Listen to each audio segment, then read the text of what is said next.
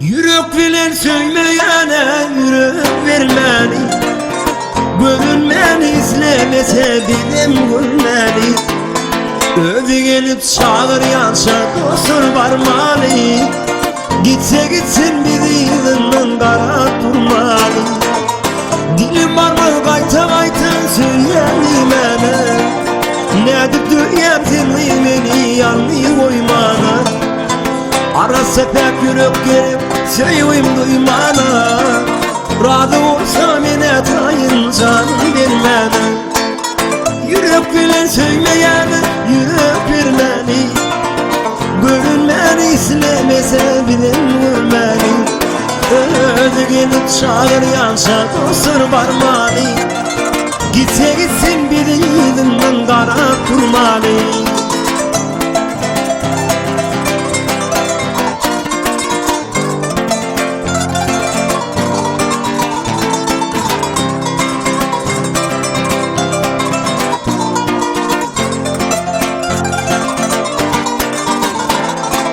Söz tapamok sözüm yoktur akıl vermene. Ya da bağıt bilyen yalvardık durmanı.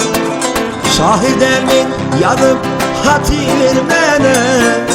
Lerzi kıyı güzel görme cevap vermanı.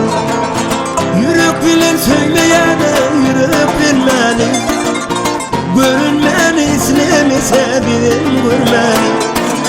Ödü gelip çağır yansa dostlar varmalı. Gitse gitsin bir dilinden kara durmalı.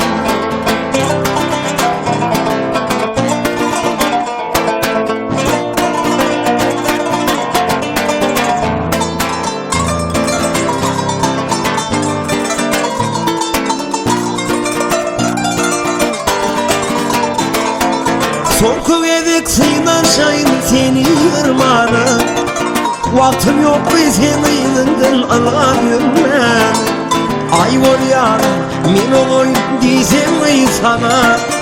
Küçüğe yürek soruya gül vermez bana.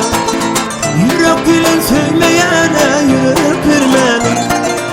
Gitse gitsin bir elinden kara durmalı. Ödü gelip çağır yansa dostur varmalı.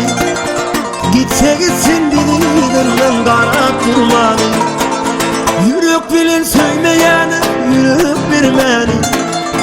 Görünmeni istemese bilim görmeli. Ödü gelip çağır yansa dostur varmalı. Gitse gitsin dilinden kara durmalı. Yürek bilen söyleyene